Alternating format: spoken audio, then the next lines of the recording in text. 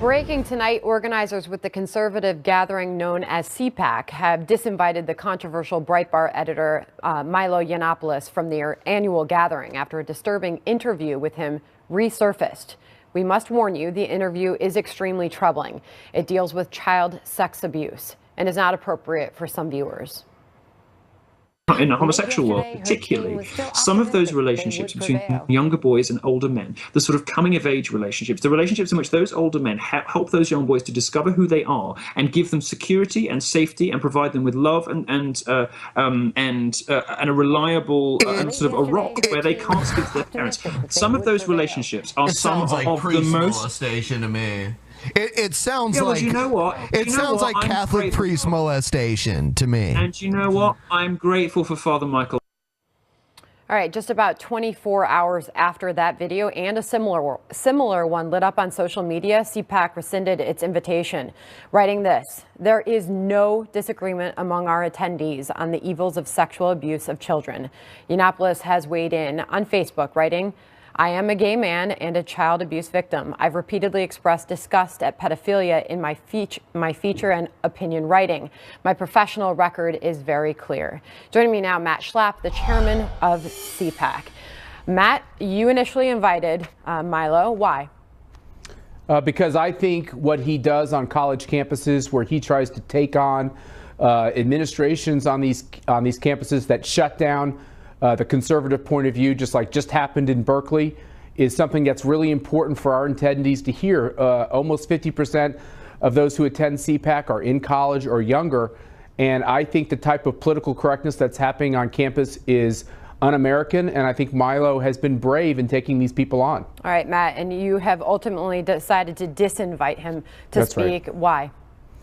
Over the weekend, after we announced that he was coming, these videos came to light that it certainly sounded to us that he was trying to mainstream something as offensive as pedophilia.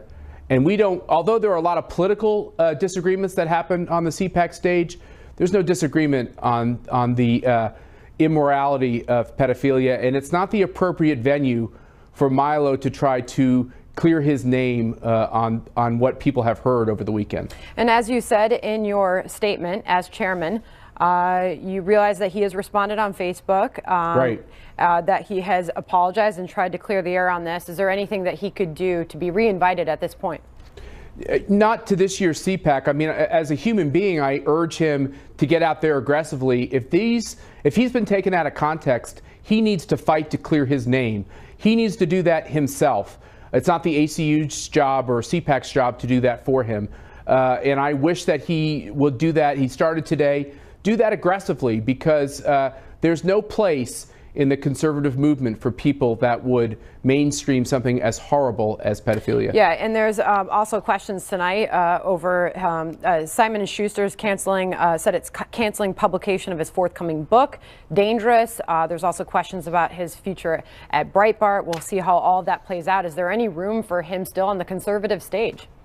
Look, I think he's got some mending to do, and he's got to dig deep and answer these tough questions. That's up to him alone to solve this problem. As far as the conservative movement is concerned, we're big and we're broad, and we're going to have disagreements and we're going to have controversial characters, and we are fine with that being on the CPAC stage, but there are boundaries, and one of those boundaries was broken by Milo. One person we know who will be on that stage is President Donald Trump. That's exactly right. We announced him today. It's a great honor to conservatives that he's coming back to CPAC as president. The last time we had a Republican conservative president who came to CPAC in their first months in office, it was Ronald Reagan in 1981, and it sure feels good again. All right, and as we wrap this up, and we understand that this is breaking news. This has been happening today, and you and your organization just made this announcement. You have over 100 people speaking at CPAC starting on Wednesday. It's a huge week for you. Any final thoughts? As this is obviously something that that's a very personal issue for many people out there. Any message you'd like to put out? Look, I'd just like to say, you know, Milo is one of God's children as well. We don't wish him any harm. He has to do this himself. He has to defend himself if he feels differently than these videos portrayed.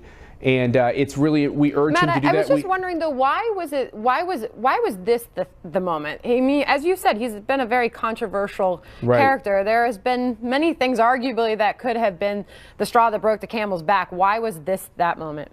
I just feel like there's no political conversation around pedophilia. Okay. There is political conversations around what's appropriate when it comes to all types of issues, and he touches all the sacred cows. This is simply not one of them. Matt, thank you for clearing that up, and thank you for coming on, and we'll stay in touch. Thank you. Thanks a lot, Sandra. Right, and before we move on, a word about our children. The subject of child sexual abuse is a very difficult but important one, and there is help and healing available for survivors. Don't hesitate to call 1-800-4A-CHILD. If you or a child you know may need help, your call could save someone's life.